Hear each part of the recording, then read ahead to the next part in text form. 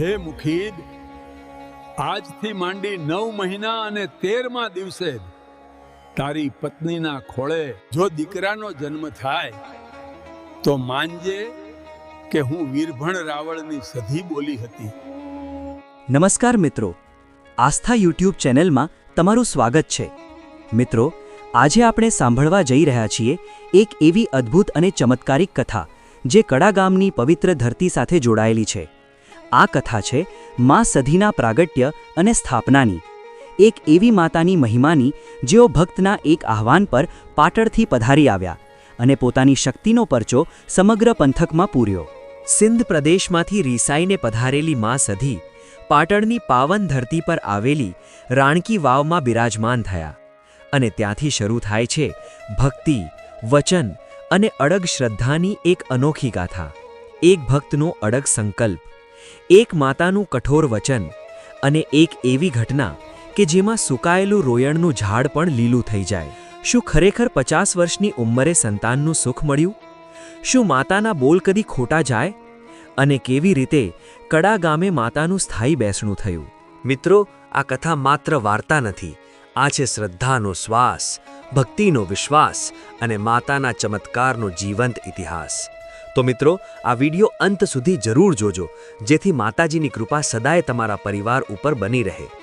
અને મિત્રો, હજી સુધી આપે વિડિયોને લાઇક નથી કર્યો તો વિડિયોને લાઇક કરજો અને ચેનલને સબસ્ક્રાઇબ કરજો અને શ્રદ્ધાભાવથી કમેન્ટમાં જય સધીમાં જરૂરથી લખજો, જેથી માતાજીની કૃપા સદાય તમારા પર બની રહે. તો ચાલો મિત્રો, શ્રદ્ધા અને વિશ્વાસ સાથે શરૂ કરીએ આ અદ્ભુત મહાકથાને. જ્યારે સધીમાં પાકિસ્તાનના સિંધમાંથી રીસાઈને પાટણની રાણકી વાવમાં બિરાજમાન થયા, ત્યારે સોજા ગામના વીરભણ રાવળને ખબર પડે છે કે માતા સધી સિંધમાંથી રીસાઈને પાટણની રાણકી વાવમાં આવીને બેઠા છે. એટલે વીરભણ રાવળ સધીમાને પોતાના ગામમાં લઈ જવા માટે તે પાટણની રાણકી વાવે આવે છે. અને મિત્રો, એવું કહેવાય છે કે આ વીરભણ રાવળે પાટણની રાણકી વાવમાં એક પગે ઊભા રહી અને 2 મહિના સુધી તપસ્યા કરી. પછી વીરભણ રાવળની ભક્તિથી પ્રસન્ન થઈ સધીમાં પ્રગટ થયા અને વીરભણ રાવળને કહે છે, માંગી લે રાવળ દેવ, તારે શું જોઈએ છે? એટલે વીરભણ રાવળ બોલ્યા, માડી, હું તમને મારા ગામમાં લઈ જવા માંગુ છું અને તમારી ભક્તિ કરવા માંગુ છું. મારે બીજું કાંઈ જોઈતું નથી. હે વીરભણ રાવળ, તું આગળ આગળ ચાલતો થા, હું સધી તારી પાછળ પાછળ આવું છું. પરંતુ મારી એક શરત યાદ રાખજે કે રસ્તામાં તું ક્યાંય બેસતો નહીં, અને જો તું રસ્તામાં કોઈ જગ્યાએ બેસી જઈશ ને તો હું સધી ત્યાંથી એક પણ ડગલું આગળ વધીશ નહીં અને ત્યાં જ મારા બેસણા કરીશ. સધીમાના આવા વચને બંધાઈ વીરભણ રાવળ પાટણથી પોતાના ગામ તરફ ચાલતા થયા અને સધીમાં વીરભણ રાવળની પાછળ પાછળ આવી રહ્યા હતા.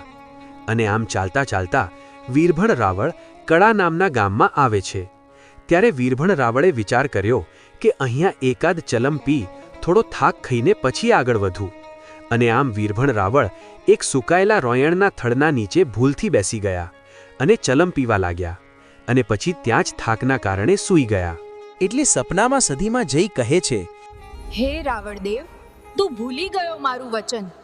મેં તને કીધું હતું કે તું રસ્તામાં ક્યાંય બેસતો નહીં, અને તું જે જગ્યાએ બેસીશ તે જગ્યાએ હું સધી બેસી જઈશ. એટલે હવે હું અહીંથી આગળ નહીં આવું, મારે અહીંયા જ બેસવું પડશે. અને ત્યારે સધીમાનો આ બોલ યાદ આવતા જ વીરભણ રાવળને અફસોસ થાય છે કે મારાથી મોટી ભૂલ થઈ ગઈ છે, હવે સધીમા અહીંયાથી આગળ વધશે નહીં. અને આમ વીરભણ રાવળે સધીમાને કડા ગામના તે સૂકા રોયણના ઝાડ નીચે બેસણા કર્યા અને પછી તે પોતાના ગામ તરફ ચાલ્યા ગયા. અને પછી તો રોજ વીરભણ રાવળ આ કડા ગામમાં આવે અને આ સુકાયેલા રોયણના ઝાડ નીચે આવી સધીમાને દીવા ધૂપ કરી અને તેમની ભક્તિ કરે છે. આ વાતની જ્યારે કડા ગામના મુખીને ખબર પડે છે ત્યારે તે વીરભણ રાવળ પાસે જાય છે અને કહે છે, હે રાવળ દેવ, તમે આમ રોજ અમારા ગામે આવી અને આ સૂકા ઝાડ નીચે કોને પૂજો છો? ત્યારે વીરભણ રાવળે મુખીને બધી વાત કરી. અહીંયા સિંધની સધી બિરાજમાન છે. માં સધીને લઈને હું આવતો હતો ને, મારી ભૂલના કારણે સધી માએ અહીં બેસણા કરી લીધા છે. ત્યારે મુખી કહે છે કે, હે રાવળ દેવ, તમે સાચું કહેતા હોય તો મારી એક વાત સાંભળો. તમને તો ખબર છે કે હું ગામનો મુખી છું. મારે શેર માટીની ખોટ છે. મારે 50 વર્ષની ઉંમરે પણ સંતાન નથી અને હું સંતાનના સુખ માટે તડપી રહ્યો છું. તો હે રાવળદેવ, સાચે જ સધીમાં પાટણથી તમારી પાછળ પાછળ કડા ગામે આવ્યા હોય તો તમારી સધીમાને કહો કે મને એક દીકરો આપે. અને આમ મુખીની આટલી વાત સાંભળતાની સાથે જ ત્યાં વીરભણ રાવણને મારી સિંધની સધી 16 કળાએ ધૂણવા લાગી અને કહ્યું, હે મુખીદ, આજથી માંડી 9 મહિના અને 13મા દિવસે તારી પત્નીના ખોળે જો દીકરાનો જન્મ થાય તો માનજે કે હું વીરભણ રાવળની સધી બોલી હતી. ત્યારે સધીમાની આ વાત સાંભળી કડા ગામના મુખી કહે છે, હે માડીદ, મને કેમ ખાતરી થાય કે 50 વર્ષે મારા ઘેર દીકરાનો જન્મ થાય? માડી, એનું મને કંઈક પ્રમાણ આપતા જાઓ તો મને હૈયે વિશ્વાસ બેસે. ત્યારે વીરભણ રાવળના ખોડીએ મારી સધી હાકોટો કરીને બોલી કે હે મુખી, આ ઝાડ શેનું છે? ત્યારે મુખી કહે છે કે આ ઝાડ સુકાઈ ગયેલ રોયણનું છે. પછી સધીમાં કહે છે કે તો કાલ સવારનું સૂરજ ઉગે અને આ સુકાઈ ગયેલ રોયણના ઝાડને લીલા ફણગા ફૂટે અને 3 પાંદડા દેખાય તો માનજે કે હું વીરભણ રાવળની સધી માતા બોલી હતી. અને મિત્રો, સધીમાના બોલ કદી ખાલી થોડા જાય.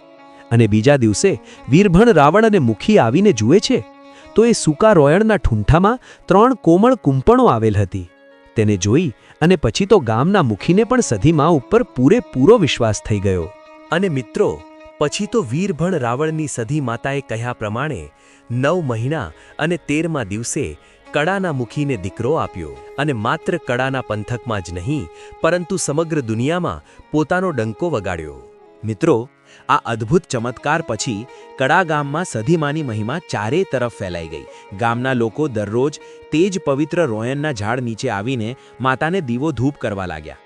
જ્યાં એક સમયે સુકાયેલું અને નિર્જીવ લાગતું રોયણનું ઝાડ ઊભું હતું, ત્યાં આજે ભક્તિ, વિશ્વાસ અને ચમત્કારની જીવંત નિશાની ઊભી થઈ ગઈ. કહેવાય છે કે જે સુકાયેલું રોયણનું ઝાડ સધીમાના આશીર્વાદથી લીલું થયું હતું, તે ઝાડ આજે પણ ત્યાં જ ઊભું છે.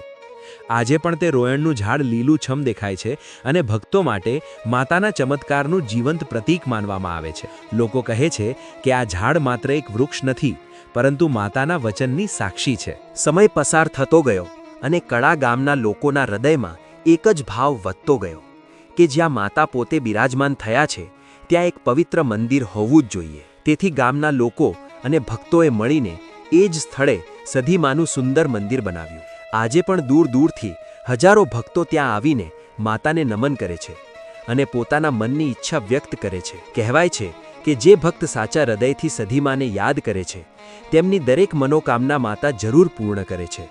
કારણ કે સધીમાના બોલ કદી ખોટા પડતા નથી.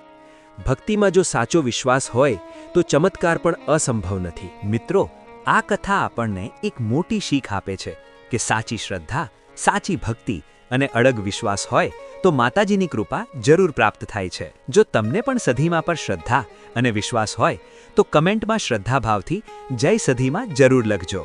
અને વિડીયો પસંદ આવ્યો હોય તો લાઈક કરજો.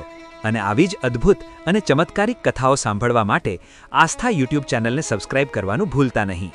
જય સધીમા.